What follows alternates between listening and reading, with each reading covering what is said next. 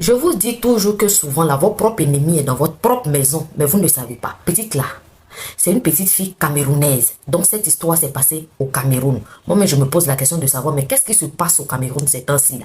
La petite là, elle explique comme ça que en 2019, son papa, un jour, a envoyé ses deux petits frères. C'est-à-dire, ce jour-là, à la maison, ils étaient quatre. Elle, son papa et ses deux petits frères. Donc son papa, qu'est-ce qu'il va faire? Il va envoyer ses deux petits frères pendant qu'elle elle est en train de se laver. Son papa a envoyé ses deux petits frères à la boutique pour aller payer le déjeuner. Quand ils sont partis, elle était en train de se laver. Peu de temps après, elle entend son papa l'appeler. Quand son papa l'a appelé, elle a dit, papa, je sors de la douche maintenant là. Je suis en train de m'habiller, je viens. Son papa lui dit, je veux que tu viennes maintenant. Elle dit, ah papa, mais je n'ai pas porté habit. Il dit, il faut venir maintenant. Quand elle est venue, son papa lui a dit, ah, je veux voir si tu sais garder un secret. Allons dans la chambre. Son papa l'envoie dans elle, sa chambre. Arrivé là-bas, son papa ferme la porte à clé. Et son papa lui dit que, vu que tu as grandi maintenant, je vais voir si tu sais garder un secret. Il faut t'allonger, je vais te raser.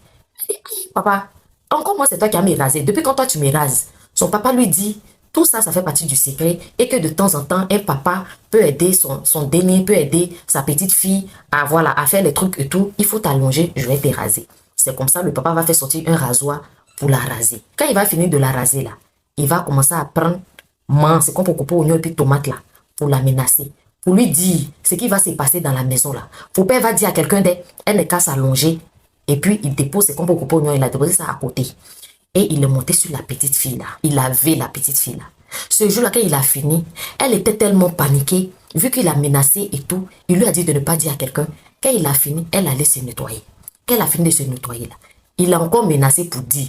Si tu dis à quelqu'un là, il y a tes crocs. Donc il faut fermer ta bouche. Même si ta maman rentre le soir là, il ne faut pas dire à quelqu'un. Il faut noter que la petite là, elle est orpheline et son papa s'est remarié. Donc la femme qui vit avec son papa, c'est ça.